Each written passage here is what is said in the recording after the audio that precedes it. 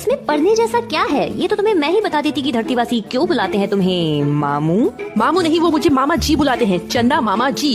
जी? इतनी इज्जत कौन दे रहा है तुमको? हाँ ये सच है, धरतीवासी मेरी बहुत इज्जत करते हैं और तुम्हारी नजरों में मेरी कोई वैल्यू नहीं है। वैल्यू? तुम्हें तो शुक्रगुजार होना चाहिए मेरी ग्रेविटी का, जिसने तुम्हें खींच के रखा है और सौभाग्य से उस ग्रह के चांद बन गए जिसपे जीवन है। तुम्हें मेरी वैल्यू तब पता चलेगी जब मैं यहाँ से चला जाऊंगा। गाइस, मैं तुम्हें बताता हूँ कि तुम लोग कितने जरूरी हो एक दूसरे के लिए। गुरुजी मुझे आपका लेक्चर नहीं सुना है।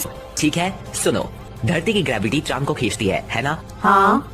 और चांद भी अपने गुरुत्वाकर्षण से धरती को खींचता है। हाँ। क्या? दोस्तों, चांद भले ही छोटा है पर उसका गुरुत्वाकर्षण बल भी धरती को प्रभावित करता है। पर मैं बड़ी हूँ।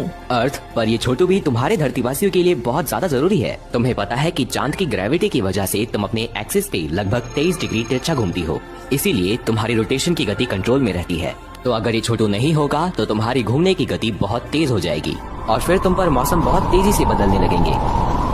और तुम्हारे लिए ये जानना भी जरूरी है कि चांद की ग्रेविटी तुम्हारी समुद्री लहरों को खींचती है और अगर ये छोटू नहीं होगा तो इसका कंट्रोल सूरज के पास चला जाएगा और फिर तुम्हारी सतह पर भूकंप और सुनामी जैसे हालात पैदा होंगे और ये परिवर्तन तुम पे मौजूद जीवन को खतरे में डाल देगा। तो ये चिलगुसा मेरे लिए इतना जरूरी है? तो अब जब तुम्हें मेरी वैल्यू पता चल ही गई है तो माफी मांग लो, माफ कर दूंगा। गुरुजी एक काम करते हैं, आप अपना सबसे बड़ा चांद गैनीमेड मुझे दे दो और इसे ले लो। क्या?